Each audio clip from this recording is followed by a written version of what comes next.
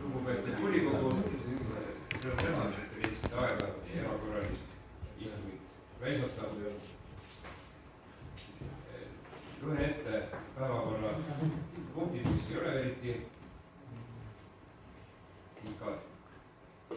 Nimekiri ei ole pikk. Nii, esiteks rahaliste kohustuste võtmine seoses uute sotsiaalruumide rajamise algatamisega. Ettekandja arendusnõunik Aivar Roop, sotsiaalnõunik Andela Võder, liiklusnõunik Ingo Sarapuu, kaasettekandjad sotsiaalkomisjoni esimees Anu Mihesen, eelarvekomisjoni esimees Maarja Kalus. Teiseks punktiks on muud küsimused. Meil vist on selle ülekandega on probleem siin, et mingi kaabli rike on siin, aga sekretär salvestab selle. Jah. Ja see on siis audio kujul läheb üles. Nii, aitäh. Palun. Ja kinnitame päevakorra ka ikkagi. Nii, kes on nende esitatud päevakorra poolt siis palun? Teab ikka poolt.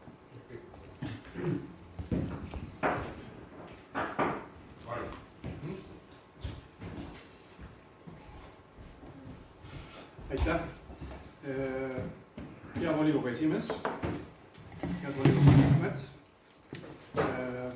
Täna meil on siis ettekandmisel selline oluline ja üsna suur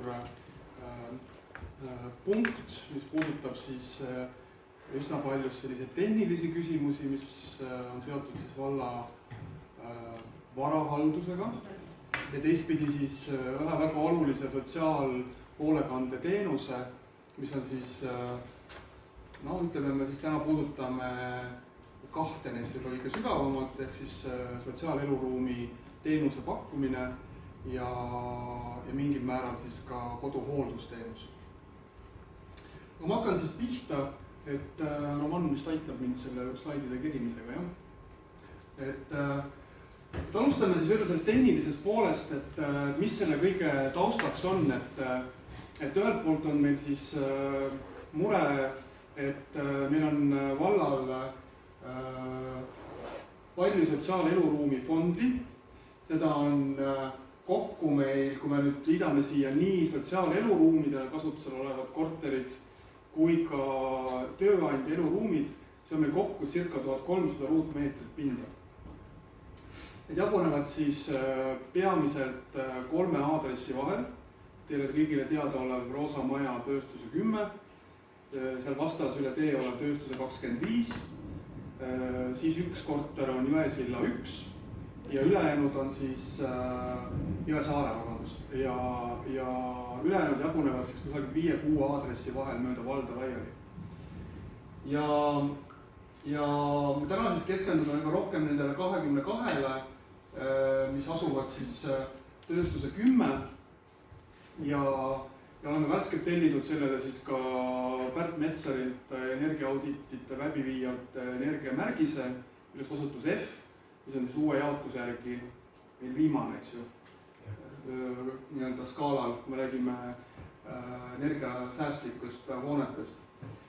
Ja me hindasime ära ka koos Ingo Sarapuuga, valla ehitusnõunikuga, et mis võiks siis olla kogu selle olemasoleva elukondliku vallavara turuväärtus, et ta on siis väga konservatiivselt hinnates kusagil 900 000 euro juures. Et liigume edasi, et nüüd, mis on nende hoonete funktsioon, eks ju, et peamiselt nende funktsioon on siis see, et pakkuda siis nendele inimestele, kes on moel või teisel elu hammasrataste vahele jäänud, saaksid omale peavarju ja jõuaksid varem või hiljem siis oma eluga uuele järjele ja liiguksid välja sealt majast. Paraku reaalsus täna on see, et meil on seal inimesi, kes eks ju on tulnud, et jääda nii-öelda ja see on nagu omaette teema, siis kui me räägime võib-olla sellest, kui me sisu pooleli jõuame. Aga see tööstuse 10, siis nagu te näete, on täna väljaspool tuttav maja, aga seest võib-olla mitte nii tuttav. Et siit te siis näete, kui üks slaid tagasi minna, et see on siis täna aastal 2025 Kohila valla poolt pakutav avalik teenus. ma rohkem ei kommenteeri, et te vaadake ise ja otsustage, et kas sellist teenust peaks siis vald pakkuma. Et need korterid on suurel määral väikeste kõikumistega kõik sellised. Seal puudub igasugune ligipääsetavus, seal puuduvad kõige elementaarsemad tuletõrje, ohutusnõuded, ventilatsioon, energia säästlikkusest rääkimata. Et ma arvan, et me kõik oleme nagu ühel meelel, et sellisel kujul teenus pole mõtet pakkuda. Jah, ta hind on väga madal, 0,75 eurot ruutmeetrist, et kui me võrdleme siin kaasaegsetes sotsiaalmajades naabervaldades, siis on jah, sama teenuse hind ikkagi seal 2 ja 3,5 euro vahel ruutmeetrist. Et aga see on ka tase teine. Lähme edasi nende slaididega. Et ühesõnaga ühelt poolt siis kinnisvara on tööstuse 10 hoones väga halvas seisus, tööstuse 25, kus on 5 korterit, sotsiaalkorterit, seal on olukord veidi parem. Kuigi me hindasime Ingoga neid siis skaalal 1-5, siis ikkagi selline keskmine hinne tuli seal kusagil 2 juurde, mis tähendab, et nad on tegelikult kõik sellist kapitaalremonti või tõsisemat sanitaarremonti vajavad korterid. Jõesaare tänav 1 on kõige paremas seisus, aga tema ülalpidamiskulud vallal on väga kõrged, ehk see remondifond, mille tõttu see korter ja maja viidi heasse seisu, on vallale kulukas. Ja siis on meil jah rida selliseid üksikuid kortereid mööda valda laiali, kui on huvi, ma võin hiljem näidata neid täpselt aadresside ja ruutmeetrite põhiselt. Et seal on siis veidi vähem sotsiaalfunktsiooniga korterid, peamiselt on need tööandja eluruumidena siis lepingu alustel välja antud siin viimase paarikümne aasta jooksul. Aga täna me keskenduks ainult nendele sotsiaalpindadele.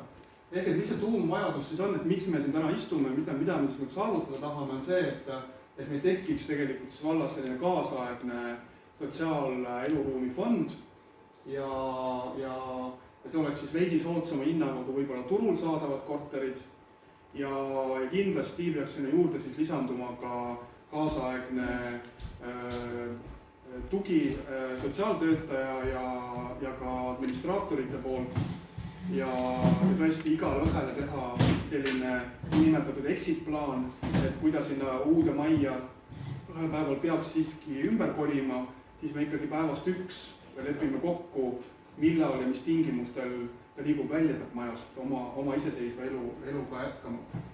Nii et see üks pool siis teiseks, et oleks tõesti tagatud ka puuetega inimestele, mitte ainult liikumis, vaid ka intellektipuuetega inimestele võimalus selles majas elada. Ja kindlasti ka eakatele, kellel on siis nad on erineval põhjusel, miks nad võib-olla jõuavad sinna sotsiaaleluruumi pinnale. See võib olla madal sissetulek, see võib olla mingi liikumispuudest tulenev probleem, need on väga mitmeid põhjuseid. Ja me näeme, et sellel uue pinna saaks kindlasti olema ka selline nii-öelda üleööhoiuteenus seenioritele, et kui muidu pere saab oma seenioriga hakkama, siis aeg-ajalt oleks seda hoolduskoormust võimalik leevendada ja saab siis tuua sinna tegelikult oma pere seeniori ka siis mingisuguseks lühemaks perioodiks. Nii, liigume edasi.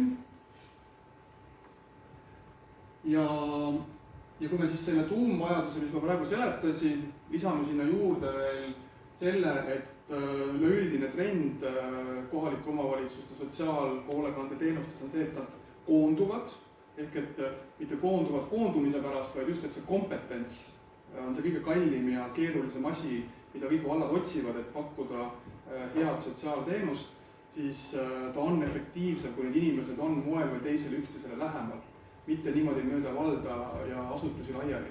Ehk et see sama uus maja, mida me siin planeerime, oleks ka, täidaks ka seda eesmärki, et need erinevad sotsiaalhoolekande teenused aja jooksul hakkaksid koonduma nagu ühte majja. Nii et kui kokku võtta, siis me räägime täna uutest sotsiaaleluruumidest, ülehoiust, erivajadusega lastele suveperioodil või laste, kui on koolivaheaeg, saaks nendes ruumides pakkuda neile hoidu, mida rakendavad väga paljud vallad. Koduhoolduse ja sotsiaaltranspordi nii-öelda staap, me alustasime siin 1. juulil koduhooldusteenuse täiesti uuel tasemel pakkumisega, kaks uut inimest selleks tööl. Ja kindlasti saaks olema ka sotsiaaltöötaja, kes tegelikult meie nägemuses on siis valla valitsuse juures töötav sotsiaaltöötaja, kes siis jagab ennast lihtsalt selle uue maja ja oma tööga siis vallamajas. Igal juhul tekib selline kõik ühes kohas põhimõttel toimiv sotsiaalhoolekandesüsteem, sest vald on väike ja nii väiksel kontsentreeritud territooriumil ei ole nagu mõistlik niimoodi laiali pudistada. Ja mõte on ikkagi siis lõpuks selles, nagu see viimane lause ütleb, et me kõike teeme ikkagi selleks, et see sotsiaalmaja tulevikus oleks ikkagi ajutine platvorm. Selleks, et aidata inimest, kes see ei olegi oluline, mis põhjusel ta niisugusesse paasse kohta sattus, aitame teda siis, kui see aeg kestab, aga teeme tööd selle nimel, et ta saaks tagasi sinna normaalsesse ellu. Nii, lähme edasi. Nii et tulemuseks ongi siis paar alternatiivi, et ma tean, et siin üks alternatiiv on tekitanud juba sellist resonantsi ja vastukaja, sest ta kaasneb sellega ka lammutustöid, aga me jõuame kohe selleni. Me oleme saanud ka neid kirjalikult laekunud paarilt volinikult küsimused, et me kõik järjest võtame need ette. Aga põhimõtteliselt meil on valida siis, kas me hakkame seda sama circa 1000, tegelikult ärme ütle 1300 ruutmeetrit, ütleme mingi 970, eks ju, on umbes sotsiaalpindade all täna. On vist kella niimoodi, jah? Suurusjärgus 900 ruutmeetrit, isegi vähem, 700. 740. Jah, ütleme suurusjärg 700. Jah, otseselt sotsiaalpindade all on 750 ruutmeetrit, et meil on valida, kas me hakkame neid renoveerima, sest nad on väga halvas seisus. Või me loobume sellest ja võtame alternatiiviks selle, et me loobume sellest oma elukaare lõpus olevatest kinnisvarast, müüme selle või siis osaliselt lammutatakse ja asemele rajatakse siis selline circa 600 kuni 650 ruutmeetrine kaasaegne ligi nullenergiaga hoone. Ja meie siis vallavalitsuse poolt pakume välja seda teist alternatiivi, loomulikult me saame siin arutada ka seda esimest alternatiivi, aga meie pakume teile välja siis selle teise alternatiivi, ehk et me lammutame Tööstuse tänav 10 hoone, kuna tema energiamärgis on praktiliselt, ütleb seda, et see hoone on jõudnud oma elukaare lõppu ja need, mis siis on teistel aadressidel, Tööstuse 25, Jõesaare 1, me siis kuskil perioodil 3 kuni 5 aastat müüme. Selleks, et katta siis seda uue maja ehitamisega seotud omafinantseeringu osa. Aga ma siis näitame mõningaid pilte, milline see uus maja võiks välja näha. Et me valisime sellise moodulmaja lahenduse ja kasutatakse hästi palju Skandinaavias, aga juba kasvavalt ka Eestis just nimelt sotsiaaleluruumide, koolide, lasteaedade pinnavajaduse leevendamiseks. Et elementidest ehitatakse siis rõdude osa, aga peamiselt ehitatakse siis sellised 3 korteris koosnevad plokid tehases valmis ja pannakse siis platsi peal kokku. Et sellised hakkavad siis nägema seest umbes välja. Edasi minna.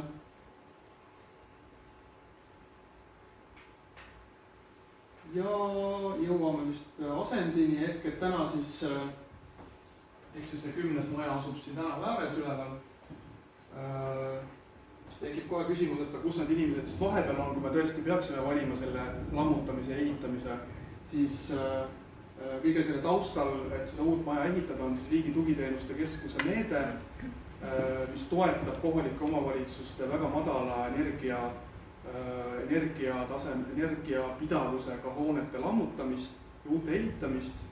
Ja see meede siis lubab seda, et võid ennem ehitada uue hoone püsti ja seejärel 3,5 aasta jooksul alates rahastamisotsusest võid siis selle vana hoone fondi maha lammutada. Nii et me teeksime sama asja, et kõigepealt on siis see maht, mis on valgega märgitud, ehitatakse ja siis see puukuul siin taga ja siis see põhiline amortiseerunud tänane roosa sotsiaalmaja lammutatakse pärast tagantjärgi maha. Ja selle vana sotsiaalmaja asemele tekivad siis parkimiskohad. Nii et siin on näha see uus lahendus, et siin ette tekib siis 15 parkimiskohta 2 on siis elektriautodele, 2 on invaparklad. Et tekib tegelikult ka ruumilises mõttes palju loogilisem lahendus. Võib veel edasi minna. Et siin on siis need vaated erinevatest külgedest, et see põhimõte on siis selles, et see kahekorruselised osasid, neid on 2. Et kui nägite asendiplaani pealt, eks ju, niisugune nagu T-tähe kujuline, et seal on kokku siis majas 24 kohta ja see madalam osa ees ongi siis mõeldud 24/7 administraatori jaoks, seal on tegevusruumid, tegevuste all mõeldakse siis just nimelt erinevaid toetavaid tegevusi, noh näiteks selleks, et koolitada inimesi kas siis arvutiõppe näol, selleks, et näidata neile, millised on tööle asumise võimalused, kuidas ennast töötukassas arvele võtta, kõik sellised asjad, mis toetavad seda, et see inimene hakkaks iseseisvalt hakkama saama. Ja see on siis see katusevaade, et kuna riigimeede nõuab seda ligi nullenergiahoone saavutamist, siis see eeldab ka teatud määral taastuvenergia kasutamist, ehk et need on siis need päikesepaneelide asetused seal katusel. Võib veel edasi minna. Ja see uus maja on siis, ta on nagu täiesti põhimõtteliselt teine lähenemine, kuidas on seni meil sotsiaaleluruumid üles ehitatud. Et täna ikkagi inimesed elavad sellistes nagu korterites, kuigi nad on väga halvas seisus, amortiseerunud ja nii edasi ja nii edasi. Nendel on niisugune individuaalne korter, nii-öelda toa ja oma köögi ja tualetiga. Et selline asi lõpeks ära, et põhimõtteliselt moodustuksid see maja koosneb siis sellistest, iga korrus koosneb sellisest 2 suurest korteriplokist, mis omakorda jaguneb 3. Ehk et siin on siis 1 tuba, teine, 3. See seltskond, siin see 3. seltskond peab jagama siis panipaika, duši, WC-d, söögilaud ja kööginurk.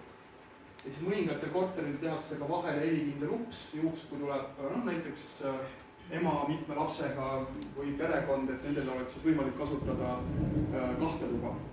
Et põhimõte on jah siis selline, et ruumid saavad olema hästi kompaktsed, niisugused ühiselamu tüüpi, nad on muidugi kaasaegsed, puhtad, moodsad, aga nad on hästi askeetlikud. Meie poolt on sisse planeeritud sinna ka kõik baasmööbel, ehk et see ei tule sinna mitte mingisuguse enda mööbliga, ainult käeotsas kaasa võetab paar võib-olla isikliku tarbeks asja, see on kogu lugu.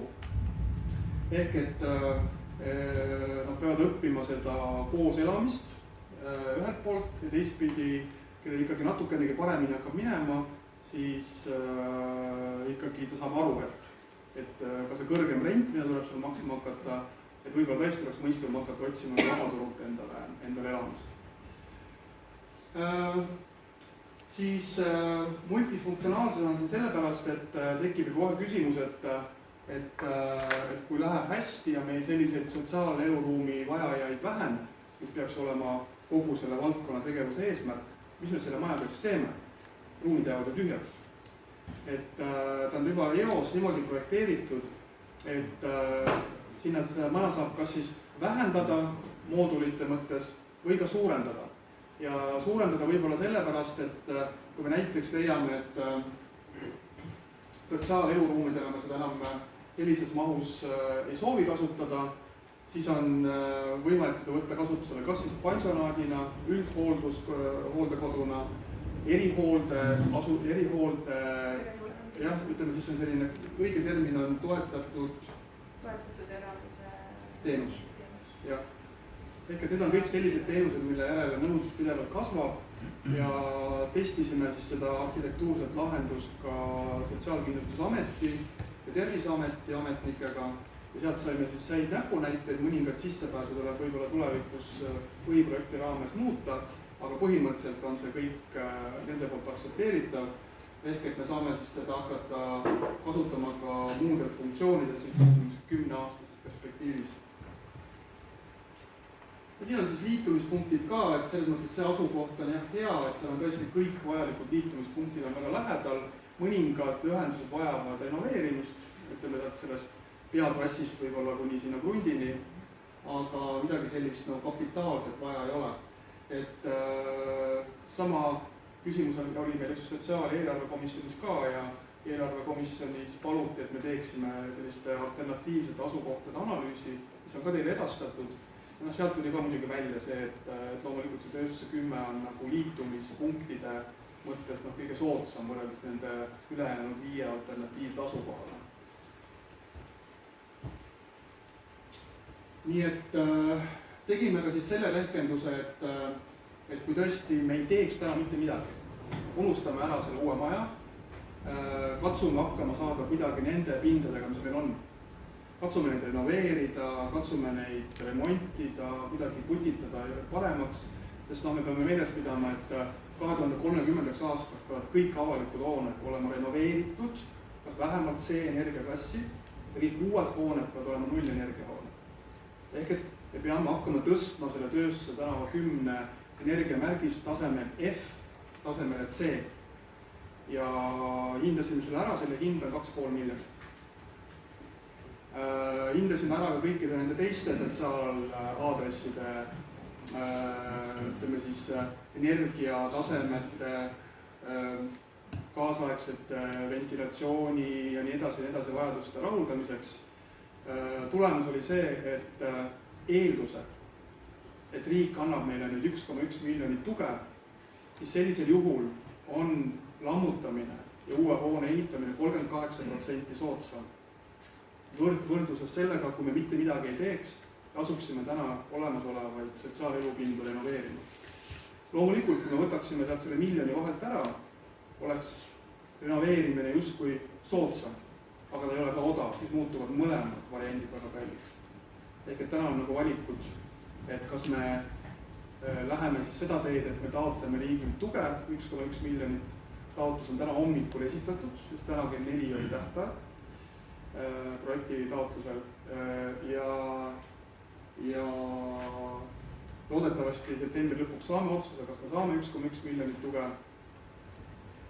Siis sellisel juhul on meil täna siis tehtud teile ettepanek, et kui te leiate, et see on vajalik, siis selline alternatiiv, et me lammutame, ehitame uut, siis oleks vaja teie kui volikogu liikmete heakskiitu oma finantseeringu katteks, mis on siis 595 000, mis moodustab kokku siis sellise 1,7 miljonilise eelarve ja siin on siis jah lahti kirjutatud see rahaliste kohustuste võtmise loogika, et Kohila vald on siis riigi tugiteenuste keskuse meetmes KOV-ide ligi nullenergiahoonete rajamine kategoorias, kus me saame kogu projekti maksumusest 65% tuge.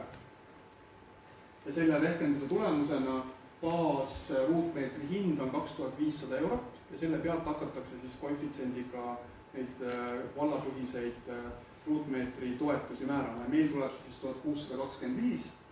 Kui me korrutame selle vajalike ruutmeetrite arvuga, siis me saame kokku selle 1 700 000 eelarve, millest siis 1 105 000 on riigi toetus ja 595 000 € on raha meie valla eelarvest. Et siin tekib ka õigustatud küsimus, aga kus see kate tuleb sellele 595 000-le. Siis selleks me oleme ka teinud kodutöö ära, ja siis kui te vaatate siin all vasakul, siis meie hinnangul sellest 900 000 €, mida on see tänane vallale kuuluv sotsiaalelukondliku vara väärtus, siis sellest vähemalt 600 000 väärtuses meil on väga realistlik realiseerida kusagil lähema 3 kuni 4 aasta jooksul. Nende seisund on lihtsalt selline, et nende kiirus turul on tõenäoliselt selline, et me püsime selles 3-aastases graafikus. Ehk et täna on selline rahavooline küsimus, et kui te otsustate täna toetada seda investeeringut, et siis tuleb lihtsalt juba finantsosakonnale küsimus, et kas me siis, kuidas me seda rahavooliselt finantseerime, see aeg, kuni laekub siis tagasi raha jupikaupa nendest korterite müügist. Nii et täna on nagu väga kiiresti üle puristades see nägemus meil, ma ei tea, kas meil on mõni slaid siin veel on. Alternatiivsed kohad ja... Jah, et siis väga huvitav arutelu oli meil komisjonides, kus siis pakuti välja ka erinevad alternatiivsed asukohti ja siin võib-olla, ma ei tea, kui Roman saad selle ühe Exceli faili võtta, kus see on ka ette muidugi saadetud. Seal on, faili nimi on siis need hinnangud, mis see maksab, kui me läheme mõnda teise asukohta peale tööstuse 10. See on siis nüüd see... Liitumiskogu või? Jah, just.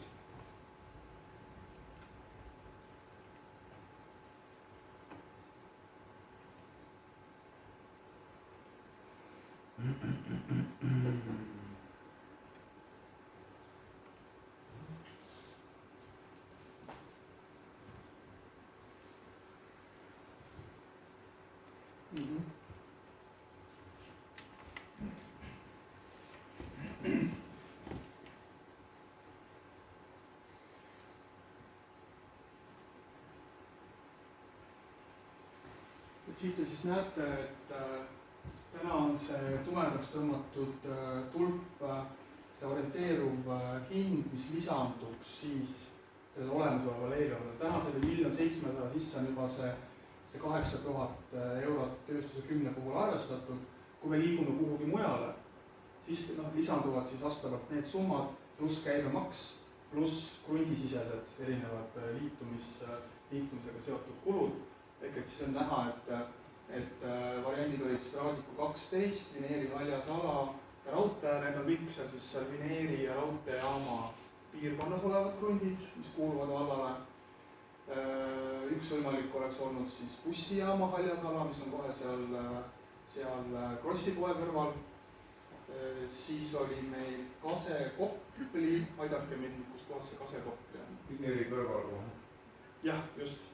Kase-Kopli on täitsa seal, see on see pumbajaam ka ja Viljandi maantee 1B, mis on siis päris seal Õigeusu kiriku ja surnuaia seal nende ristmikud.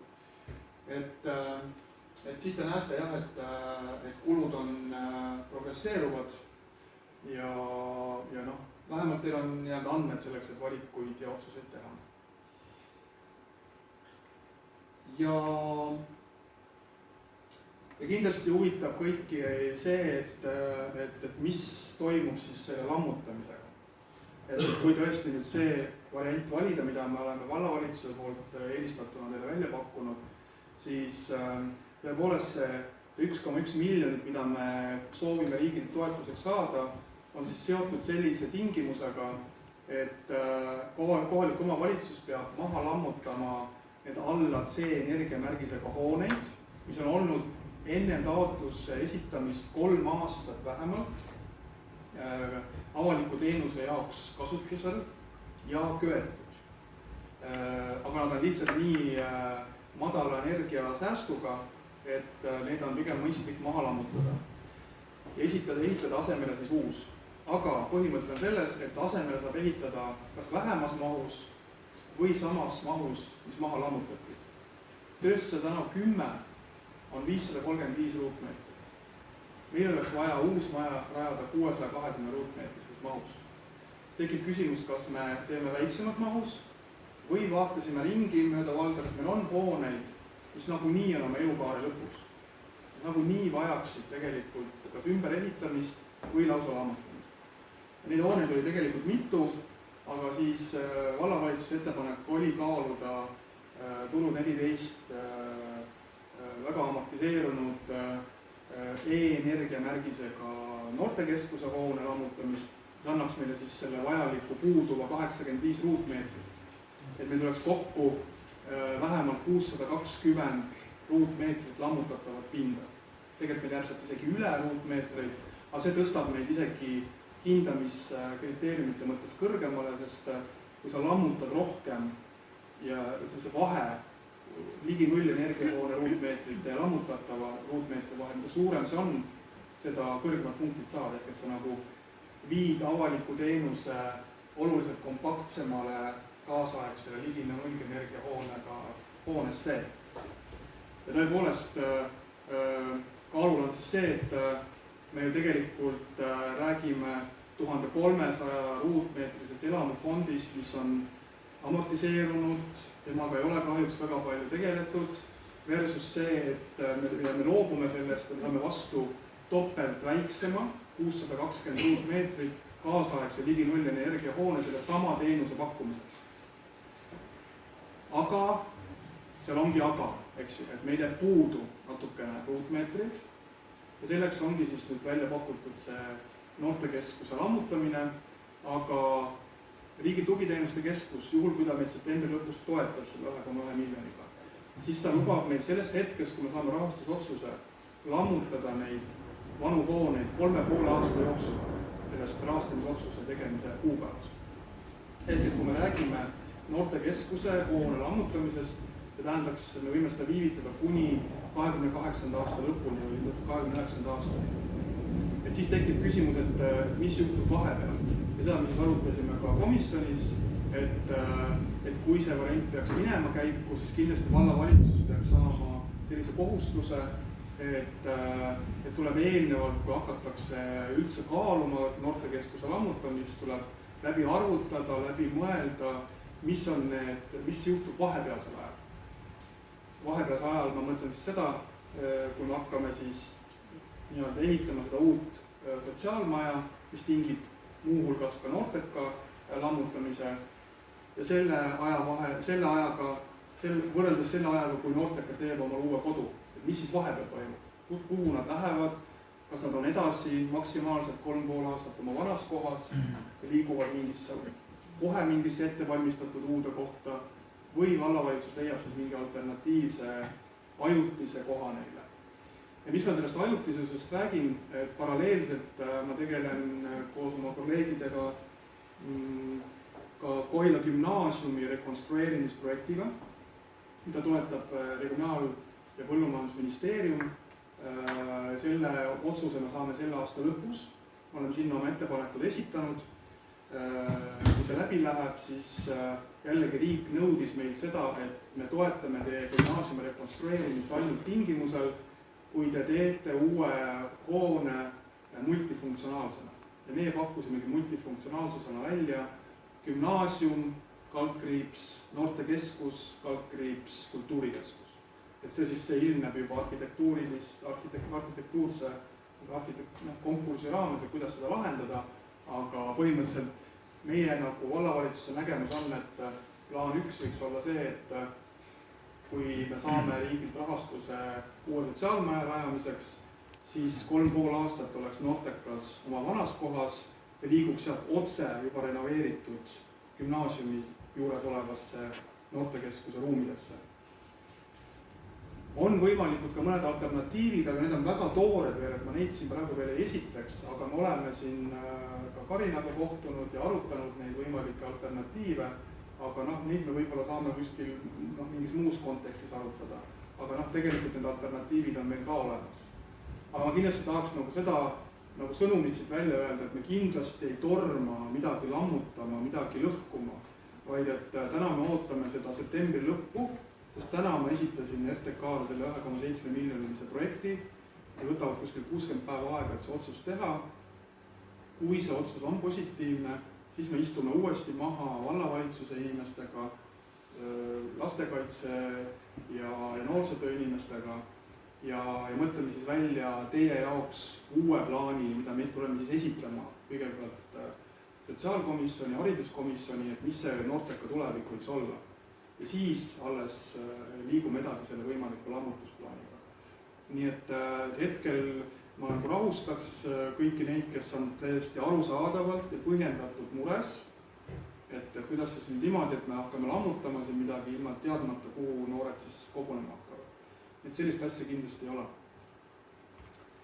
Nii et ma arvan, ma olen vist ammendanud ennast selle ettekande. Tulen see rida küsimusi ka juba, eks mis on kirjalikult, aga eks siis, kui volikogu esimees annab sõna hiljem, siis ma saan nendele vastata. Aitäh! Aitäh! Jätkame ettekandjatega, siis ma paluksin sotsiaalnõunik Agerada. Tahad sa midagi öelda veel? Või tahad sa küsimuste raames öelda? Ma vastan küsimuste raames, et me tegelikult leppisimegi kokku, et Aivar kannab ettekande ette ja siis kui teile sobib niimoodi, et põhimõtteliselt Angela praegu ma katsin ka tema teemad ära, et sisu poole pealt, et kui no selge, siis vastab küsimuste poolt. Ja ehitusnõunik Ingo saab. Samamoodi, ma vastan ka küsimuste voorule. Et eraldi ettekannet ei ole esitada? Ei. Selge. Aga siis ma paluks... Kogu info tegelikult, jah, väga... Sotsiaalkomisjoni esimees on 15. juulil toimus siis sotsiaal- ja eelarvekomisjoni ühine istung, kus neid teemasid arutati ja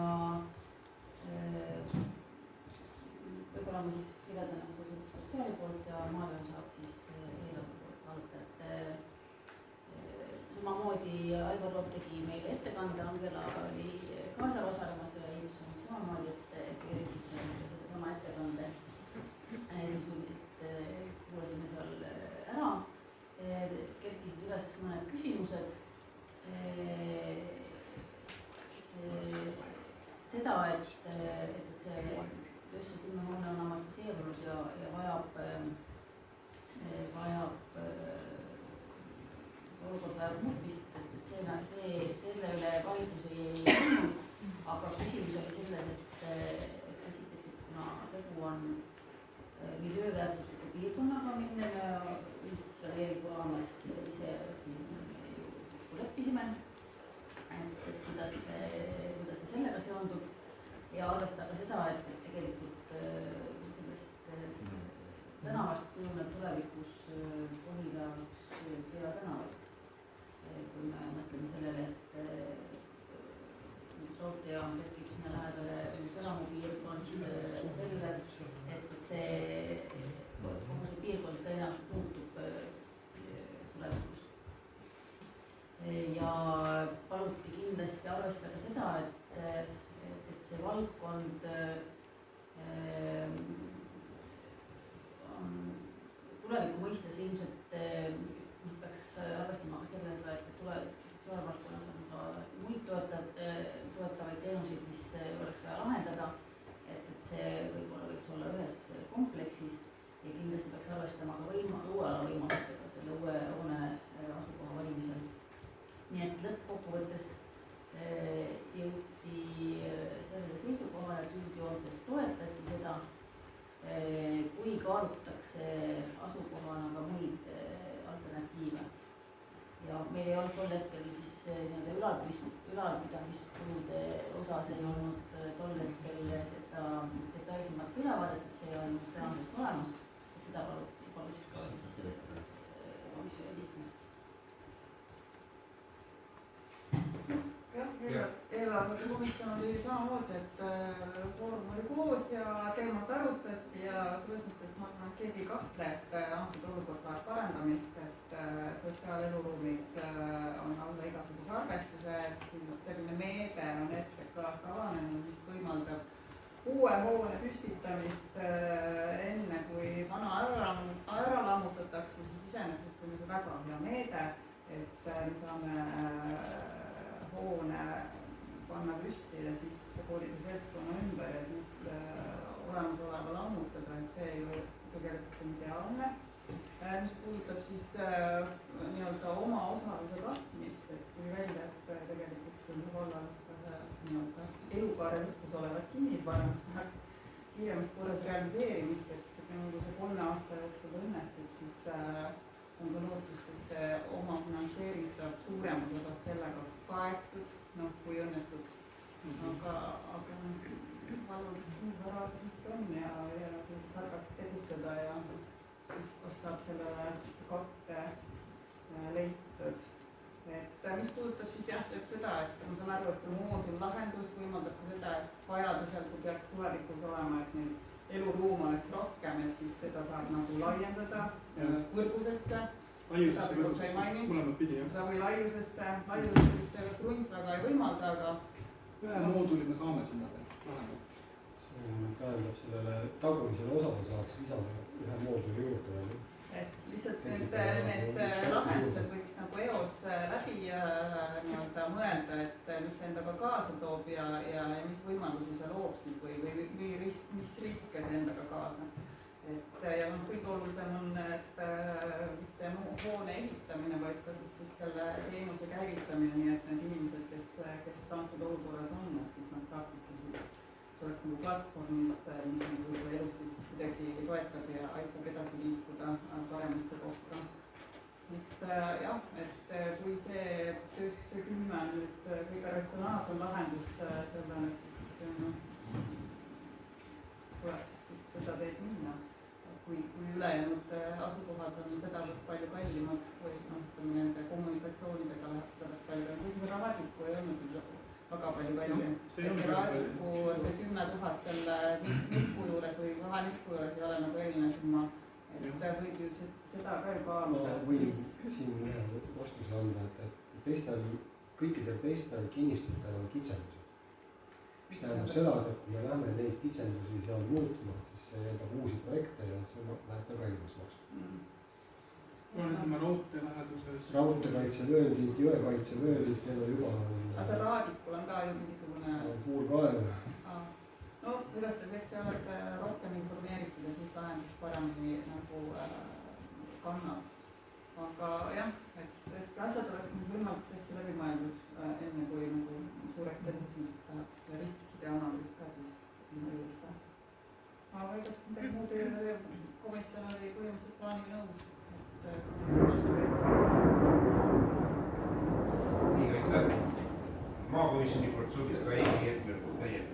Ja, head kolleegid, maakomisjon küll ei korraldanud oma komisjoni koosolekut ametlikult, aga me suhtlesime e-postid, et sai saadetud materjalid siis komisjoni liikmetele ja küsitud ka tagasisidet või mõningad tagasisidet tuli, aga tõesti ma ka avaks võib-olla nende tagasiside baasilt tulnud arvamust kui ka siis oma nägemust, mis sai välja toodud ja just sotsiaal- ja eelarvekomisjoni ettepaneku järel, et võiks olla see analüüs tehtud, me saime selle materjali saata siis maakomisjoni inimestele ja just keskendusime eelkõige siis asukoha teemal eelkõige. Tõepoolest nüüd rahaliselt on see olemasolev kõige soodsam ja lõpuks ka maakomisjon oli sellega nõus ja ma avan neid teisi alternatiive, me vaatasime ka sinna sisse, tõepoolest siin tuli välja juba, et on erinevad piirangud lihtsalt, mis kaasnevad ja see summa summarum eelkõige tähendaks ka ajalist kaotust ja tõepoolest ilmselt ka mingit projektlahenduste tegemist ja tõenäoliselt ka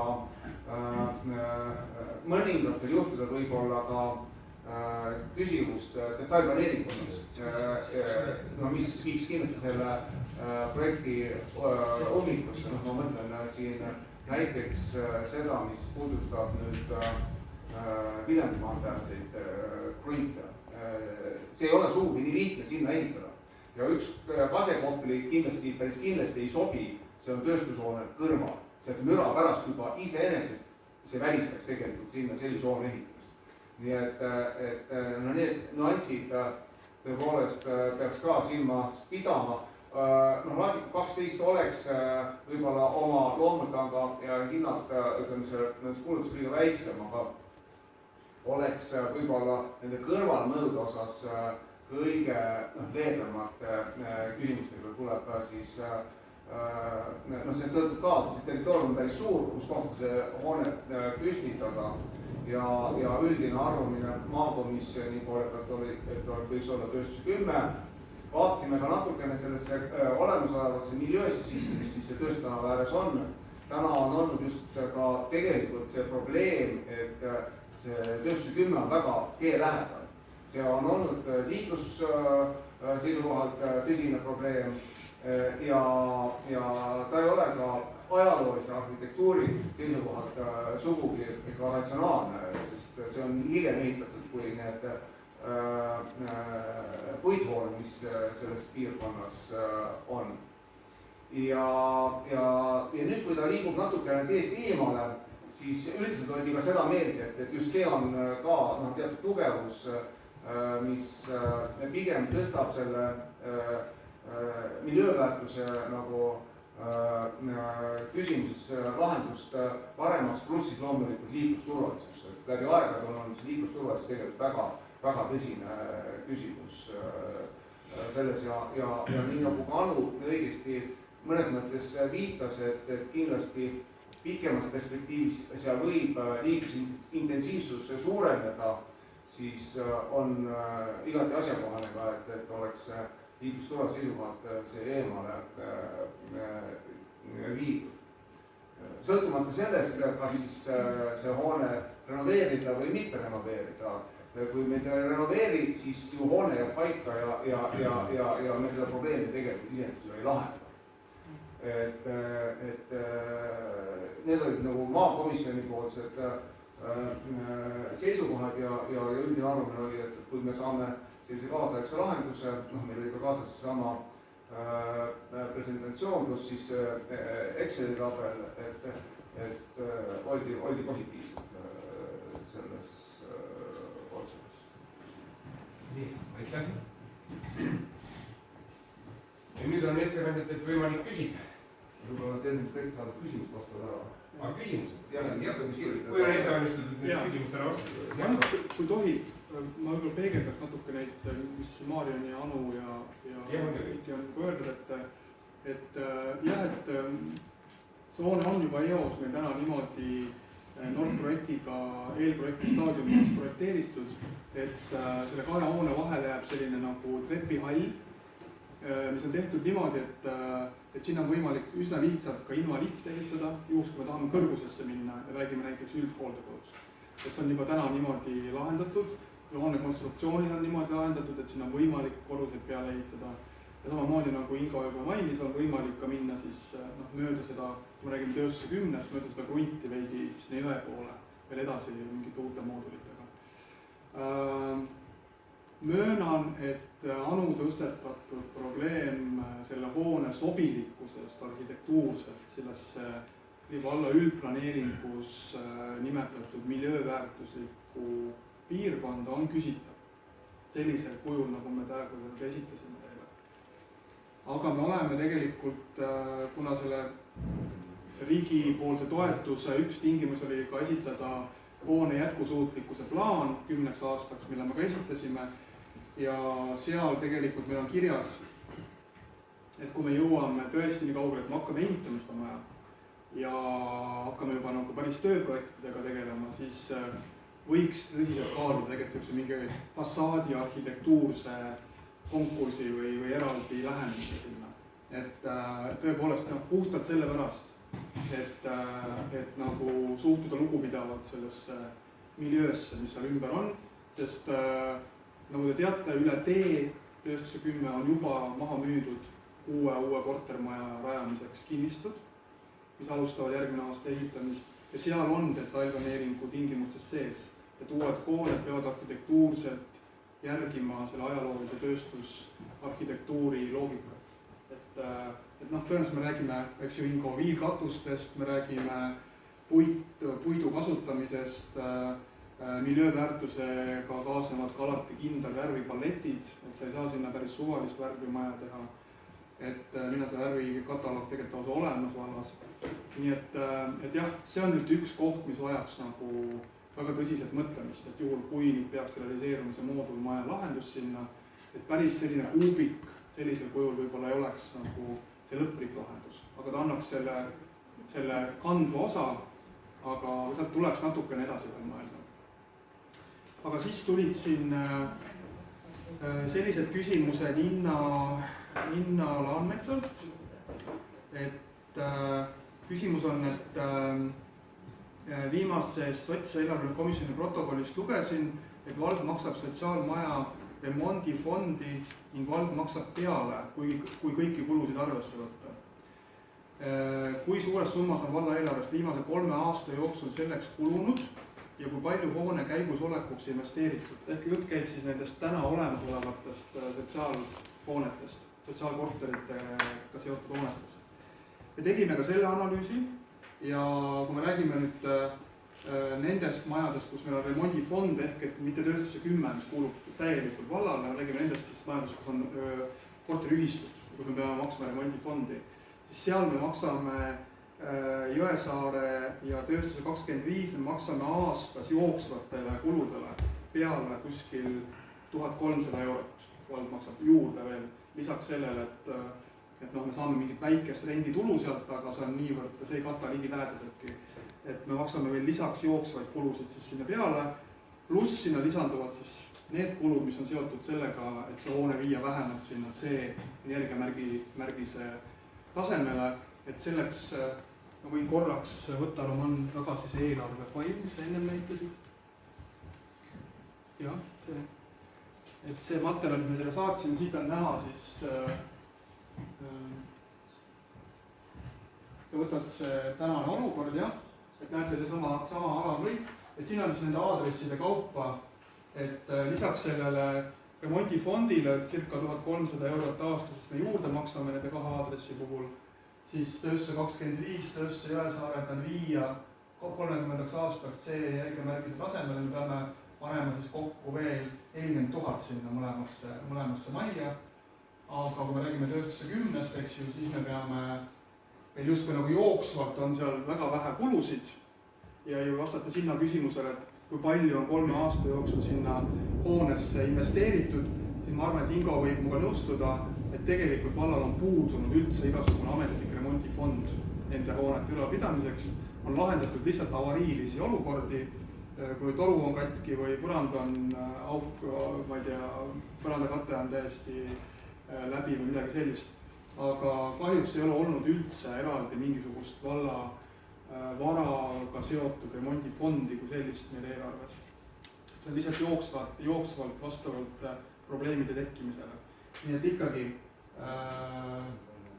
see on see reaalsus, mis meile karmilt vastu vaatab, et juhul, kui me tahame loobuda sellest uue maja rajamisest ja tahame hakata täitma seadust aastast 2030 ja viia need olemasolevad hooned C-energiamärgise tasemele, siis kokku see läheb maksma 2,6 miljonit. Ja kui me siis saame riigilt toetuse ja investeerime ise 595 000, et siis on see kulu meile 768 000. Et see oli siis üks hinna küsimus. Teine oli, et seletuskirjast ei leidnud valla eelarvesse lisanduvaid kulusid projekti täna arutlusel oleva sotsiaalmaja teenuste elluviimisel aastateks 26–29. Mis ulatuses meie eelarvesse kulusid lisandub? Millised on 26–29 planeeritud kulud noortekeskusele uue asukoha ja sellega kaasnevateks kuludeks? See esimene küsimus on siis, et kui me otsustame seda uut maja rajama hakata, siis järgmisest aastast kuni selle ajani, ma saan aru, küsimus on see, et mis kulud meil kaasnevad ennem seda, kui see maja püsti saab. Siis sisuliselt meil on ettevalmistavad kulud, me oleme täna teinud neid suurusjärgus 19 000 ehk tellinud eelprojekti ja maksnud energiamärgiste tellimiseks, see on suurusjärgus 19 000. Edasi kõik kulud, kui me saame toetuse, on abikõlbulikud ehk et sealt me saame 65% siis riigilt tagasi ja 35% on siis meie kanda. Ja sealt tulebki see 595 000. Nüüd teine küsimus, et noortekeskuse uue asukohaga, millised kulud on sellega seotud? Ma vastaks siin, et me ei ole seda üldse praegu süvitsi analüüsima asunud, kuna me ei tea ju tegelikult enda lõpuni, kas me saame selle toetuse sotsiaalmaja rajamiseks. Nagu ma ennem ütlesin, kui see otsus tuleb, siis me kutsume jällegi asjasse puutuvad ametnikud ja volikogu liikmed läbi komisjonide kindlasti uuesti kokku, ennem esitame oma ettepanekud ja nägemused ja siis on mida arutada, et ma vastaks niimoodi. Siis on tal, et koduhooldusteenuse projekt kestab 2 aastat. Kogukonnateenus. Me arvasime, et ta mõtleb vist koduhooldust või? Kas kogukonnateenuse projekti meil ei ole? Meil ei ole sellist projekti otseselt. Ma arvan, ta mõtles koduhooldust. See oli see, millest eelmine võtsime. Jah, et kui palju sama tasemega teenuse hoidmiseks peale projekti lõppu valla eelarvesse kulusid lisandub. see on väga hea küsimus, me oleme seda küll üks kord juba käsitlenud, kui me seda projekti siin tutvustasime aasta alguses. Siin on siis selline, ma ei tea, tahad sa Angela äkki, siin see on sinu valdkond? Praegu on olnud eelarves 55 000 eurot koduhooldusteenuse korraldamiseks aastas ja me oleme tegelikult arvestanud, et kui koduhooldus tuleb ühel hetkel vallale üle, siis selle 55 000-ga täna teenindati ära 17 klienti aastas, mis siis tähendab keskmiselt 300 eurot ühe kliendi kohta kuus. Et me olemegi arvestanud, kui kliente peaks lisanduma, siis selle 300 euroga kuus ühe kliendi kohta saab hakkama ka tulevikus teenuse korraldamisega. Koduteenuse projekti selline siht eesmärk on, et täna on seal 17 klienti, aga järgmise aasta lõpuks peaks olema 40 klienti. Ehk siis lisandub see vahe, millest ma räägin numbriliselt. Lisaks nii palju seda majanduslikku loogikat siia, et koostöös Civita ekspertidega hindasime, et kui me mitte midagi ei teeks täna koduhoolduse suunal, siis need 40 inimest ei kao kuhugi, keda me tahame näha aasta lõpuks koduhooldusteenuse klientidena, siis hinnanguliselt pooled neist ehk 20 jõuavad üldhooldusele. Kõik te teate, et seadusest tulenevalt on vallal kohustus maksta iga inimese pealt 600 eurot kuus. See on miinimum, tihti on see tegelikult rohkem. Ehk et kui me kõrvutame neid numbreid, siis tegelikult hoida inimest koduhooldusel selle 300 euroga kuus versus minimaalselt 2 korda kallim üldhooldusele jõuduv inimene. Te kõik saate aru ise, kuhu tuleks suunata ressursse, eks ju. Aga rahaliselt tähendab see umbes selline 150 000 eurot aastas tuleks siis kulu valla eelarvele pärast seda, kui nüüd see 2-aastane koduhoolduse projekt lõpeb ära. Aga jällegi, sinna vastu panna on peaaegu topelt suurem kulu, kui me mitte midagi ei tee ja need pooled nendest inimestest tulevad meile taotlustega, palun kompenseerige meile üldhooldusele minemise kulu vahe. Ehk et hindasin, et see oleks kusagil vallale koormus 200 000 eurot aastas peale. Ehk et see on nagu see majanduslik pool, aga me kõik suudame empaatiliselt mõelda, et kui me ise oleksime selles olukorras, kas jääda koju või minna üldhooldekodusse, ma arvan, enamus meist valiks kodus olemise. Et tegelikult see teenus ju seda adresseeribki, et võimalikult pikalt olla kodus ja vananeda nii-öelda tervelt ja väärikalt. Neljas küsimus on, et tänasesse vana vallamaja hoonesse on kavandatud päevahoiu ja kogukonna keskus. Milline on kulu aastaks 26–29? Me oleme arvestanud umbes 10 000 euroga selle ülepidamiseks. Aastas. See tuleks valla eelarvest ja see on ka selline poliitiline valiku küsimus ja valiku koht, eks ju. Kas me soovime sellega jätkata, kui te leiate, et seda ei ole vaja, sellisel kujul seda lõpeb ära lihtsalt 1. jaanuaris 2027. Ja selle otsuse tegemiseks on ilmselt teile abiks see mudel, mida me täna oleme alustanud loomise puhul. Et selle aasta lõpuks, järgmise aasta alguseks saab juba tutvuda mudeli esimese väljapanekuga, kus siis tuuakse välja, mis on vajalik, mis on efektiivne ja mis siis hoiaks kokku kulusid vallal ja hoiaks ka seda, et inimesed tunneksid ennast hästi. Ja ma tean, 5. küsimus on siis pigem vist info suunas, ise lugeda. Aga küsimus on, et milline on valla arhitekti arvamus tööstuse tänav 10 miljööväärtuslikku hoonete lammutamiseks, noortekeskus ja tööstuse 10.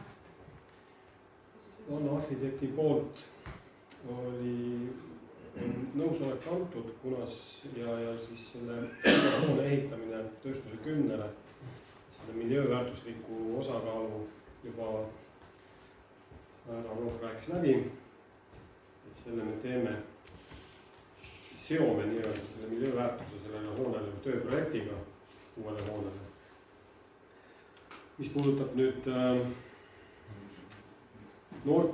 avatud noortekeskust, siis eelnevalt 2020 oli tehtud sinna energiaaudit, mis on ka praegu EHR-ist kehtiv, kunas keegi ei ole seda muutnud siiamaani. Minu kahtlus tekkis sinna peale, et kunas hoonele oli antud A-energiamärgis, siis ma jäin sügavalt mõttesse, eks me läksime koos SV Energia juhiga siit Margoga käisime seal koha peal, kunas seal on otseküttega tegemist. See tähendab seda, et seal ei ole soojusvahendit, mitte midagi ei ole. Siis ei ole see lihtsalt reaalne. Selle tõttu me tegime uue energia auditi sinna, mille tulemuseks me saime sellele hoonele E. Et antud juhul praegu on seal 2 kehtivat energiamärgist, siis kehtivaks loetakse viimast sissekannet. See, mis nüüd praegune, see varasem märgis on antud, see vormistatakse EHR-i poolt nii-öelda siis selle Geniti poolt, tähendab siis muudetakse mingil hetkel mitte kehtivaks. Kust see oli? See on minu jaoks müstika. Aga vallas peaks mingi jälg olema. Ma otsisin infot selle kohta, mitte midagi ma ei leidnud. Et see on sisse kantud sinna ühe ettevõtte poolt. Ma käisin, helistasin neile selle küsimusega, et kus need andmed võeti, sisendandmed, mille järgi nad tegid. Et nad ei mäleta seda 5 aastat tagasi aru saada. Et praegused uued andmed, mis mina ise kogusin sealt selle hoone kohta koos siis kõigi kommunikatsioonide kuluvate energiaarvutuste jaoks andmetega, siis mis ma saatsin nüüd uuele teenusepakkujale, siis saime energiamärgiseks E ja see on nüüd praegu ametlikult ka registreeritud EHR-is ja see on jääb. Selle tulemusena hoone, põhimõtteliselt kütame sellega kohilat, selle hoone. Küsimus korraks, et sõnastusest korrektsin, aga meil oli kunagi pikalt jutuks see, et ehitusosakond hakkab looma digiraamatut ja selleks asjad programm.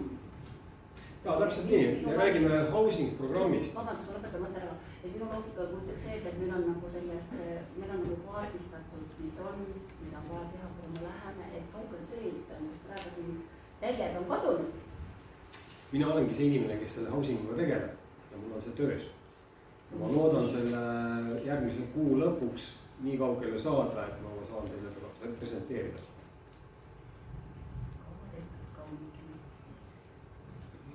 Minu eelkäija, ma sain aru, et ta väga ei saanud sellest kinnisvara korrashoiust niimoodi aru, et mina. Aivar soovis midagi. Ja ma tahtsingi juurde kommenteerida, et hakkavad tulema ülejäänud vallavara kohta samasugused analüüsid, aga me praegu tegime ainult sotsiaalettevõttelise elukondlikule vallavarale, aga me järjest liigume kogu aeg, et nii-öelda võtame kõik lahti nii-öelda, vaatame kõhu alla, mis seal tegelikult toimub, katsume selle kõik korda viia. Hakkame varsti kasutusele võtma veel ühte sellist väga head projektijuhtimist tarkvara LandProd, mis muudab kogu meie juhtimise hästi seotuks omavahel, mis on integreeritud ka selle mis selles asjad nimi? Nii Bauhub kui ka siis see Dropbox, et kõik nad on ühilduvad nii-öelda programmiliselt sisudega, et me saame digitaliseerida seda lihtsalt. Et tulevikus saab lihtsalt läbi selle LandPro programmi hakata andma ka volikogu liikmetele neid piiratud õigusi. Te saate nagu online'is reaalajas hakata vaatama, mis toimub mingi objektiga, mis taga tehtud on, kes on teinud. Hausin ei ole teinud. Mingi aasta. Aga vähemalt on saanud selle. Aitäh. Nii. On veel küsimusi? Tähendab, nüüd on need ettevalmistatud küsimused, mis on eelnevalt saadetud, eks ole, ja nüüd siis on, kes on siin kohal? Jaa, minul on Aivarile küsimus. Okei. Aivar. Selles mõttes, et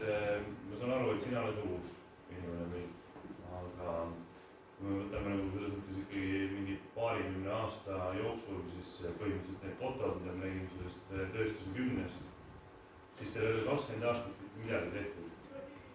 Et kas see peamine ajend täna, et hakkame midagi tegema lõpuks on sellest, et tekib kohustus 2030. aastast või on mingi muu ajend ka veel seal, lisaks sellele, et on mingi soov. Ma vastan sellele küsimusele. Kuna minu kutsumus ongi kinnisvara korrashoid, ma olen seda eriala õppinud ja minu nägemus on see, et kinnisvara korras hoida, seda ka jätkusuutlikult elukaartega parendada ja siis antud juhul, kui ma käisin seda inspekteerimas, seda tööstuse 10, ilmselgelt see hoone ei ole enam taastatav, ta on lihtsalt oma koormusega nii palju ära vajunud sinna maa sisse, et seda üles tõstma hakata ja see läheb nii kulukaks meile maksma. Kuna seda asub suhteliselt lähedal sellele jõe piirkonnale, kus on siis vesi, pinnavee tegur on niivõrd kõrgel, seda enam. Et siis selle tõttu on hoone lihtsam lammutada ja kergem hoone sinna ehitada, mis ei nõua nii suurt koormust sellele kalda piirkonnale. Ja mis on nüüd küsimuse tegelik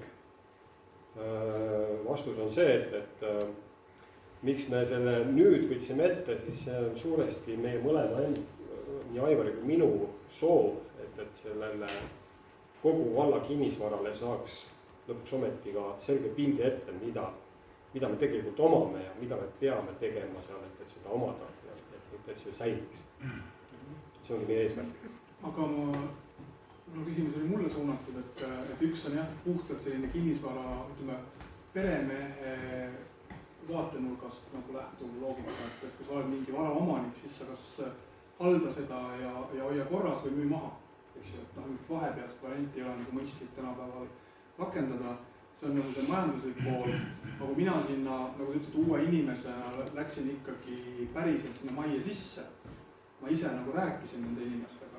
Kui ma sealt välja tulin, siis ma mõtlesin, et tegelikult me ei ole mitte keegi kaitstud selle eest, et me sattume samasse olukorda kui need inimesed. Et ma ei tahaks lihtsalt, see on see, kui need tingimused, kui need inimesed peavad elama, see ei ole inimväärikas. Ükskõik, mis see taust seal taga on, et minu peamine driver või ajend sellega tegeleda oli see, et niimoodi ei peaks tegelikult inimestega ümber käima. Selles mõttes küll, et vaata, meil ongi nagu selles mõttes, ma olen jumala nõus, et tuleb see asi korda teha ja see oli üks meie enda nagu eesmärkidest ka, et otsida selle meie valimist üks lubadus, et me otsime sellele lahendada, aga sellega hakkab nagu nüüd kannatama mingid muud valdkonnad, sellepärast et midagi on vaja lammutada, et saaks ehitada. Et see on nüüd nagu see koht, et kui sa ütlesid, et sul olid nagu mingisugused alternatiivid veel, mida sa praegu välja ei too, ütleme, et kui me jätaksime praegu selle noorsookeskuse kuskile kõrvale, et mis need alternatiivid oleksid, mida siis saaks ka nagu kasutada, et selle ruutmeetrit teist saaks? Väga hea küsimus. Saunamaja, tööstuse 7, garaaž bussika kõrval, Näpseli maja Vabaduse platsis. Meil on midagi veel, need on need 3, mis ma tean, mida me oleme nagu sisse vaadanud tõsisemalt. Rohkem nagu siin nii-öelda alevi siseselt rohkem ei ole, et kui nüüd võtta oli kaugemalt kuskilt, siis leiab veel neid, jah. Aga me nendesse väga ei süvene. Et lihtsalt seal on see väike, eks ma ütlesin, see piirang, et peab olema 3 aastat olnud kasutuses, avaliku teenuse pakkumiseks, see peab olema olnud köetav ruum, mitte selline garaaž, mis on ilma kütteta ja võib-olla me hoiame seal oma lumeabides, eks ju. Et see tegelikult ei sobi selle meetme loogika järgi. Aga jah, et siin ma arvan, et kõige tõsisemalt võetav alternatiiv ikkagi on ka siis see, et me lihtsalt ei lammuta seda nootekat ja me teeme selle uue sotsiaalmaja 85 ruutu väiksemana. Me saame ju ka 535 teha. Aga mina, olles väga kaua aastaid olnud selles Euroopa Liidu struktuurifondide maailmas, võin kinnitada, et see pidu lõpeb varsti ära. sellisel kujul kohalikule omavalitsusele investeeringutoetuste andmine, see on viimane periood. Järgmine rahastusperiood Euroopa Liidu finantseerimisperiood, seal muutub loogika põhimõtteliselt. Ehk et enam on päris keeruline hakata saama raha selliste väikeste konkreetsete kohalike hoonete renoveerimiseks. Hakatakse toetama suuri varjendiprojekte üle Eesti, suuri infrastruktuuriprojekte, kõik selline, see raskuskese muutub. Ehk et täna võiks ära kasutada selle, et seda veel praegu saab. Aga see on nüüd mul kolmas, aga see on mul juba kommentaar. Ma pigem nagu täna tahaks säilitada selle noortekeskuse moel või teisel ja otsiks siis nagu neid lahendusi, aga mina annaks nagu töötas oma hääle küll selle uue asja rahastamiseks, aga et noortekeskuse vales, et seda lammutada. Ega me oma tänase otsusega me ei lammutama midagi lähe, see on nagu põhimõtteline otsus selle rahastuse osas. Detailid ja need asjad, need tulevad alles veel hiljem. Soovis keegi saali või? Mina tahtsin öelda selles mõttes, et mina selles noortekeskuse lammutamises, see on kommentaaris võib-olla suurt traagikat ei näe, et nagu öeldud, nii see hoone on pakist põhimõtteliselt, mis ei ole väga jätkusuutlik. Anyway, nagu viimati rääkis 3-4 aasta perspektiivis, see läks nagu nii lammutamise, et kui see nagu selle meetme raames nüüd maha võetakse ja seda lammutamist ka nii-öelda toetatakse, et minu arust on pigem win-win, kui et suur kahju Kohila vallale. Et kui see loob eelduse, et noortekeskus saab mingisugused normaalsemad funktsioonid ja atraktiivsema lahenduse gümnaasiumiga kokku pressides, siis andku ka tuld. See noortega, mis praegu on, siis mina ei kujuta ette, et palju seal reaalselt noori käib, et ma ei tunne ühtegi noort. Soovis kommentaari? Jah, ma võin. Te rääkis ilustroonud töötan noortega ja Kohila vallas 10 aastat siis noortega seotud olnud noorsootööga. Nüüd, kui see plaan läheb käiku, selles mõttes siin ei ole vaidluskohta, sotsiaaleluruumid vajavad 100% värskendust, need inimesed väärivad palju paremaid eluruume, siin ei ole küsimust. Nüüd, kui see projekt saab rahastuse, me kasutame oma finantseeringuks korterite müüki, siis 2 tööandja eluruumis on veel noorsootööteenuseid. Noorsootöö ei ole ainult noortekeskuses, see on lihtsalt avatud noorsootöö meetod, noored tulevad sinna, noore vanus on 7-26 Eestis on ju. Et neid teenuseid, mis Kohilast pakutakse noorsootöö kaudu, on selles vanuse vahemikus. 2 korteris, mida me nüüd tahame maha müüa, siis kui see oleks meie oma finantseering, on 2 teenust. Või siis ühes majutame me välisvabatahtlikke, kes on Kohila vallas olnud nüüd 16 aastat, ainuke vald Raplamaal, kus on üldse nii kaua välisvabatahtlikud käinud, see tähendab seda, et nad tulevad teistest riikidest, on enamasti siin aastaks, integreeruvad siis noorsootöösse, lasteaeda, kooli, erinevate aastate jooksul on neid mudelid olnud. Ühesõnaga nad siis suhtlevad meie noortega, lastega, see on neile arendav, aga nad siis ööbivad selles ühes korteris. Nüüd sügisel peaks tulema üks välisvabatahtlik siis uuesti. Ühes korteris on Prillimäe siis noortetuba, kus nad on siis sellel perioodil, kus õues olla ei saa. Ja siis kui läheb soojemaks, on nad siis seal Salutaguse platsil, eks ju, mängivad. No see praegu on selline lahendus, kuna sealt läheb noorsootöötaja ära, siis me ei tea, mis see lahendus nagu tulevikus on. Aga kui see korter maha müüakse, siis meil ei ole Prillimäel mitte kuskil selles mõttes nagu noorsootööd pakkuda. See on lihtsalt kommentaariks. Ma ei ütle, et nagu seda me ei peaks tegema, ma lihtsalt palun, et me mõtleks selle läbi, ennem kui me võtame nagu 3 asja noortelt ära, ehk siis see maja, millega nad on harjunud, mis on neile turvaline. Kõik ei tunne ennast koolis turvaliselt. Meil käib nagu 30-40 noorte tippperioodil, pluss malevad saavad kõik nagu noortekeskuse korraldatud, eks ju, siis noorte heaoluspetsialist töötab noortekeskuse ruumides. Et see maja on neile turvaline, kõik koolis ei tunne turvaliselt ja noorsootöö peaks käima nii, et me küsime noortelt ka, mis nad tahavad. Täna me oleme kirjutanud projekti, kus noortekeskus on kooliga koos. Noored ei tea sellest, me ei ole küsinud neile käest kordagi, kus nad tahaks nagu ise tegeleda. arendustest osa saada. Et siin on lihtsalt mitu küsimuse kohta minu jaoks, et nii, aitäh. jah. Et mina kooliõpetajana ma olen nõus esiteks selle kuulduga, et need noored sageli, kes käivadki noortekeskustes, nad tahavadki koolist eemale. Et minul jäi kohe ka kõrvu see, et kui ta kooliga kokku panna, siis see laps, ta läheb ka isegi näiteks võib-olla selle koolipäeva jooksul seda nagu kohta otsima sealt noortekeskusest ja võib-olla noorsootöötajad saavad teda kuidagi toetada. Teine küsimus tõesti tekkis mul selle omafinantseeringuks maha müüdavate objektidega, et seal olid ju ka ametikorterid ja tegelikult kui ma lugesin, võib-olla ma ei saanud täpselt sellest väga aru, aga neid oli päris üsna mitu. Et tegelikult on meil siin lauas ju ka läbi käinud varemgi see teema, et kui me otsime siia mingi valdkonna inimesi tööle, et missuguseid hüvesid meil on pakkuda. Et üks asi on olnud ka see just see ametikorterite pakkumine, et mis nagu sellest saab, et kui palju see nüüd ametikorterid seal on, mida maha tahetakse müüa. Jah, Võrg. Ja kõik väga asjakohased küsimused vastan järjest. Võib-olla seon kokku siis mure, et kaob ära võib-olla siis vabatahtliku korter ja tööandja pinnad. Tegelikult me nimetame siis koheks seda uut maja ühendatult, ehk siis Kohila heaolukeskus kohe. Sinna me planeerime tegelikult ühte korteriboksi tööandja pinnaks. Et ta jääb siis nii-öelda nagu tavalistele inimestele kasutamiseks. Teda saab niimoodi paigutada seal ruumis, et ta võimalikult vähe puutuks kokku, võib-olla on isegi eraldi sissepääsuga. Et seda hakkaksime kasutama näiteks, kui tulevad need vabatahtlikud, nad saavad seal siis ajutiselt elada. Ja ka need tööandja pinnad tegime seal ka oma analüüsi, me täna väga süvitsi ei tahaks siin minna, aga põhimõtteliselt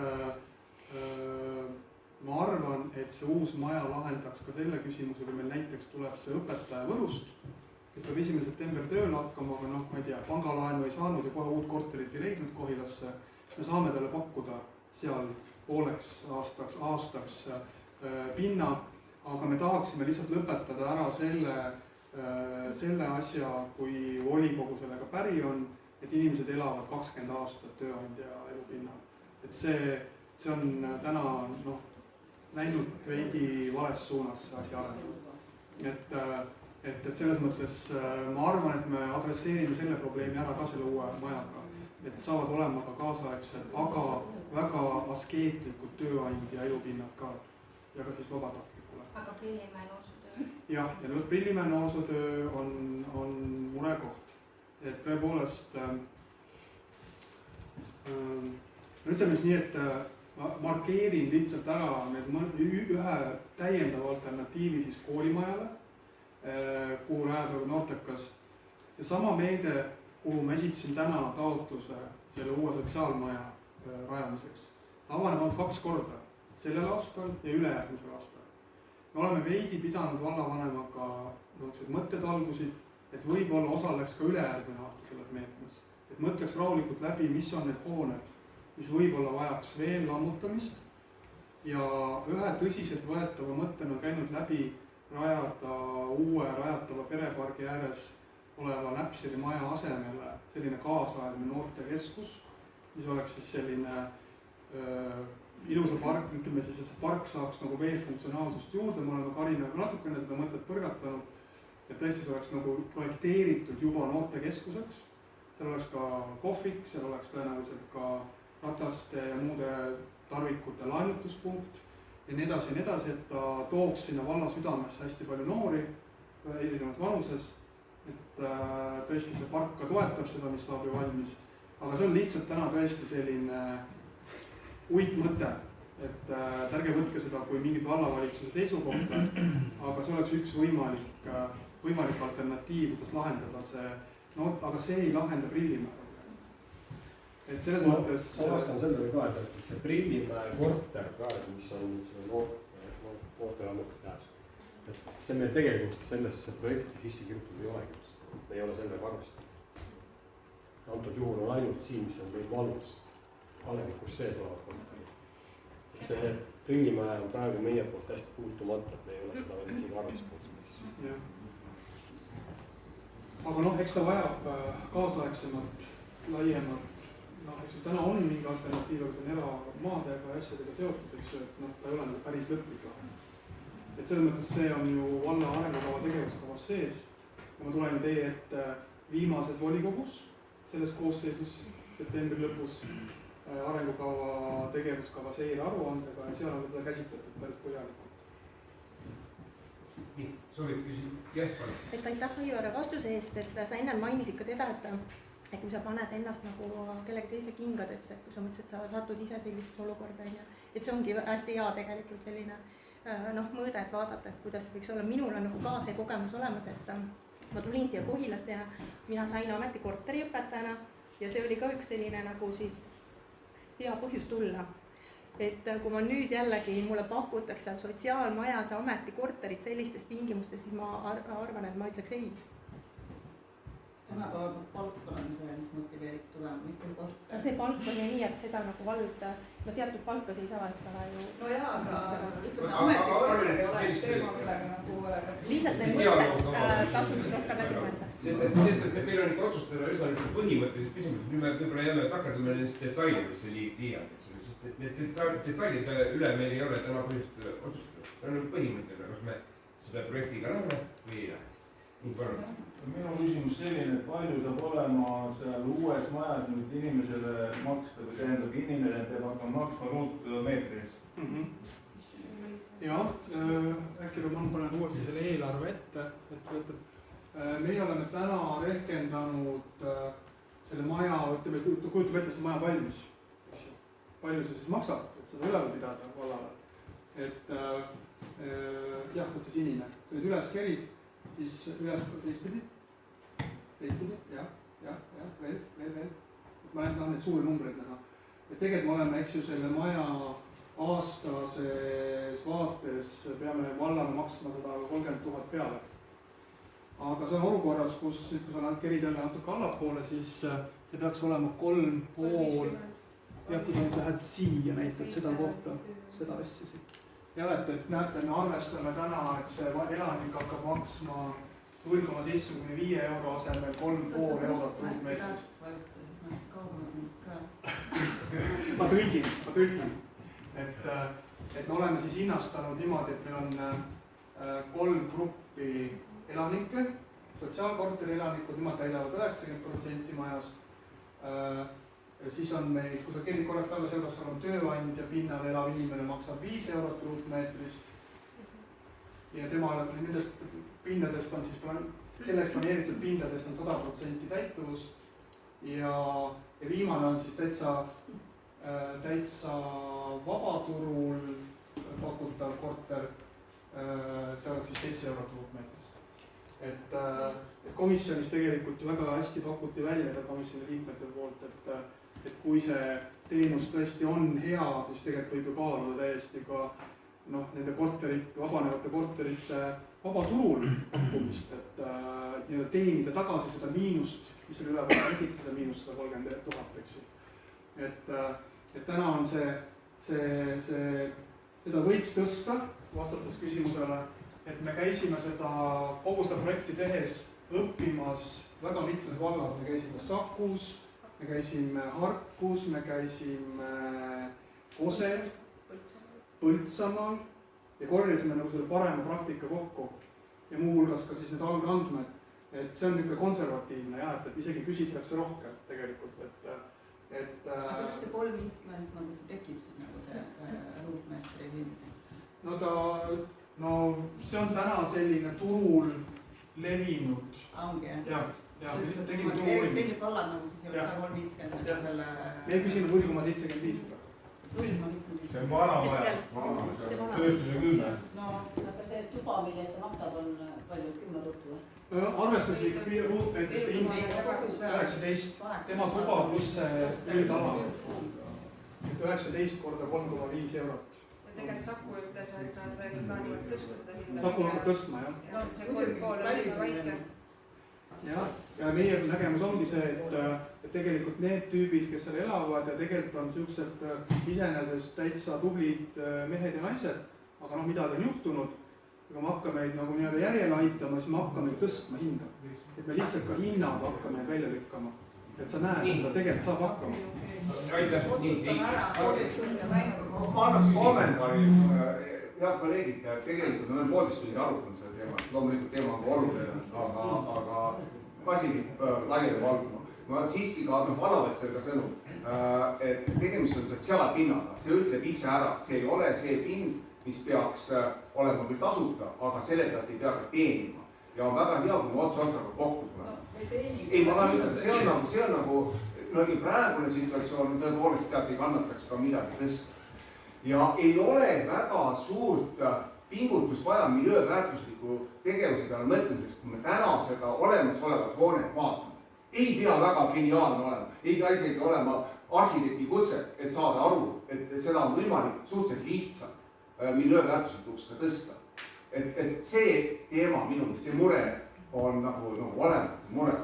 Muidugi, mille pealt tuleks nagu mõtelda, on tõesti see, et kuidas me noortekeskuse teema lahendame. See praegune noortekeskus Maarjumast või õigesti, see on pildides papist maja selles mõttes, et ta on oma aja ära enanud. See soojustus on ära vajunud tõenäoliselt sealt ja sinna peab niikuinii midagi panustama. Nüüd on küsimus selles ja ma usun, me võime Vallavalitsust usaldada selles, et leitakse parim lahendus nii, et need korterid, mis maha müüakse, sellest ma saan aru ka, teil on kaardistus tehtud, aga see nõuab veel ka tööd nende asjade paikapanekuks. Ja kui see ükskord jõuab, siis jõuab ka meil volikogu laua peale see plaan. Et see tuleb ju ka volikogus läbi, me saame uuesti sellele otsa vaadata. Tõepoolest, Prillimäe osas tuleks kindlasti mõtelda ja ei saa, ma saan ka aru praegust ei oleks seda korterit seal müügikavatsus olnud, et me peame tagama Prillimäel selle noorte keskuse töö või noorsootöö nagu jätkusuutlikkus, sellest on kahtlustki. Nii et minu meelest on meil täna geniaalne võimalus suhteliselt kuluefektiivselt lahendada ühte pikka probleemi, mille jaoks meil siiani vallas lihtsalt ei ole probleemi, raha on. Kõik eelnevad volikogud samamoodi on tegelikult olnud mures selle keskkonna pärast, mis seal on, aga see raha pole lihtsalt olnud, neid võimalusi ehitada kaasaegselt sotsiaalmaja ei ole olnud, ei ole ka neid selliseid fonde olnud ja kui me nüüd suudame kaasata Euroopa Liidu vahendid, siis tuleks seda kindlasti ära kasutada. Ja vallavalitsus peaks tegema nüüd tõesti tööd, mõtlema selle peale, et oleks tagatud noorsootöö vajadused kaetud. Ja põhimõtteliselt ma ei hetkekski ei kahtle, et meil ei teki mingit probleemi selle miljööväärtusele tagamisega uue maja ehitusega. No sõbrad, seal ei ole vaja üldse pingutada. See oli kommentaar. Nii, palun küsi. Ma küsin, et kas järgmised põhimõttelised otsused selle maja osas teeb PLC vallavalitsus või järgmine? Ma arvan, et napilt jõuate. Teil on vallavalitsus peab ette valmistama? Ma kahtlen, et ei jõua. See otsust, kui juhtub, et see otsus tuleb ennem 28. septembrit. Ta võib tulla nii napilt, et meie ei jõua teile materjali ette valmistada. See on siis uue vallavalitsus esimene? Jah. Volikogu?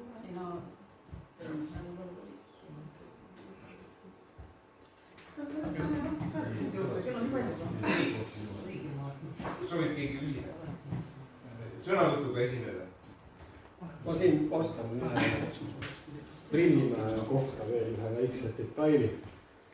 Et mulle täna potsatas postkasti projekt Prillimäe hoon selle Sõpruse 11 kortermaja kohta. Siin tuleb päris põhjalik projekt peale. Siin tuleb oma küttesüsteem puuraukudega, maaküttel põhinev.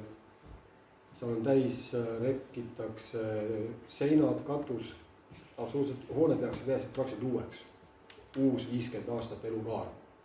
Selle hoone eeldatav remondifond on kuskil 250 eurot kuus pluss kommunaalid. See kulu jääb meie kanda, see on aastas 3000 orienteeruvalt, pluss siis kommunaalid, mis meil vald. Sellepärast me vallavalitsus palgal ongi, et nende küsimused tegelema minu meelest. Ma lihtsalt annan informatsiooniks natukene seda ka edasi teile. et tõepoolest, selle jaoks meie palvest on palve võetud. nii, aitäh. aga palun loe see asi seal ette. Kuidas see otsuse eelnõu on? nii, otsuse eelnõu kõlab järgmiselt.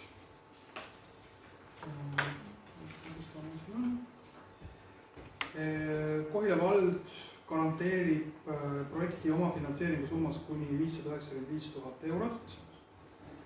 Teiseks, lammutada täiendavalt Turu 14 Kohila ale amortiseerunud noortekeskuse e-energia märgisega hoone köetava netopinnaga 252,2 ruutmeetrit ja teha kohustuseks vallavalitsusele leida noortekeskusele enne lammutamist uus sobiv tegevuskoht mõnes muus vallale kuuluvas hoones.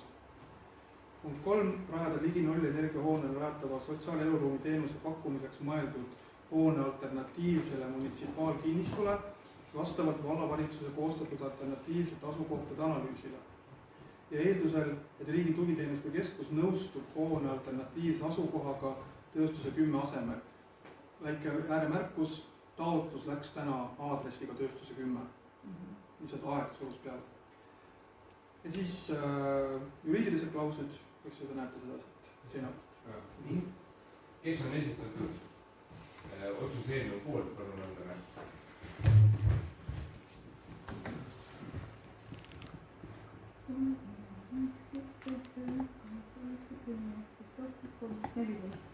Kes on vastu? On erapooletuid? Sellega on otsus vastu. Aitäh.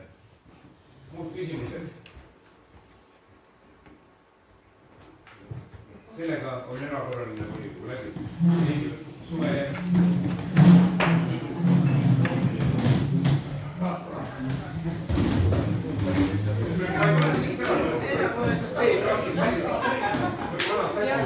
aga see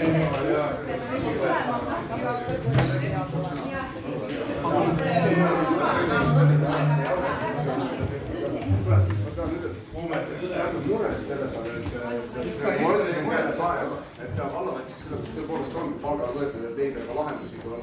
Ja kes see siis ja või nüüd päris mõtleme, et Kohila vald ei suuda siis maksta selle, teate, seal on aega, et elanikud peab maksma ja Kohila vald ei suuda ühte korterit üleval pidada, on vaja. Et see rooleks on täiesti valesti seal. Et loomulikult tuleb noortetuba ei alati korter. Ja muidugi. Leidke varem lahendus. Et seal on võimalik, mis see lüües korter üle ei tule, on mingisugune muu lahendus selle. Aga selleks on täna kohe seda allkirja ja nii edasi. Ma arvan, et ta kannatab mis on RTK? Ei no ma võin selle siin ära teha küll, ega siis jah, aga ma lihtsalt tahaks teada, kas need lisad lähevad sinna ka või ei lähe või? Jah.